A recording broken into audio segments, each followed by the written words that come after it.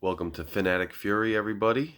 Another post-game Sunday. I'm not even going to wait to get on the microphone and set it all up and do all professional video. I'm just going to talk to you right here real quick. We lost to the Jags. We are the worst team in the NFL. And Tua, he had a decent game, but I told you from the beginning, he wasn't going to be the savior. I was actually worried he was going to come back. We were going to win despite him, and everybody's going to act like he's the savior, but he's not.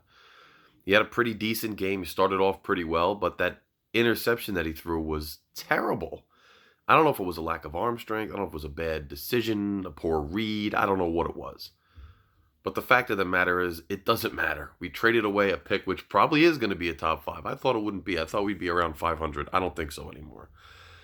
Brian Flores is clueless. Absolutely clueless. The team is just outcoached, outmanned. The draft picks have been busted. I mean, what can I say? I've said everything I could say in all the previous videos. It was good to see Tua playing okay, but again, he's not going to be a difference maker. He still missed a lot of open guys. He struggled, but, he played all right. You can't really put it all on him. The team is just bad. And I guess I'm just wondering, what do we do from here, right? Where do we go from here? Because, you can say you can trade for like a quarterback, but that's not really the problem right now. The whole thing is the problem. I think the whole franchise is the problem at this point. From Ross down. How do you fall for that? How do you not have your guys ready to not touch the guy down until the clock's run out or something? There's just so many miscues on this team right now. It's just getting ridiculous.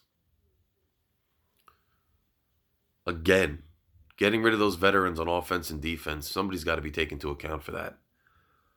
Getting rid of those veterans on offense and defense has been absolutely disastrous. And I don't even, normally I'm so well prepared. I have so much to say to you guys. There's not much to say anymore. I think Brian Flores is lost. I think last year maybe was a mirage. And that Buffalo game last year showed his true colors. He's not going to be prepared. I think our talent has a lot of our team has a lot of talent deficits because of just terrible mismanagement of veteran players and terrible drafting.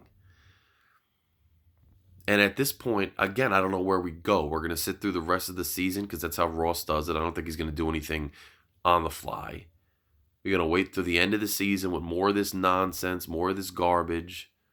And then maybe at that point, he'll finally fire somebody or clean out the front office. I think at this point, you got to fire Greir. You got to fire the head coach. You got to clean house. You've got to absolutely clean house. And you've got to start over. And whoever comes in, right? If somebody wants to come in, you get a new GM, and he hires his head coach. And if whoever wants to come in says, they want Tua as their guy, that's who they're going to go with, then let them try to build something around him. If he says, no, take this draft capital, whatever we have left, trade for Deshaun Watson, I want Deshaun Watson, then let him go ahead and do that. Or if he says, I want to come in, I want to tear it down again, and then, select my quarterback in the draft, let him do that.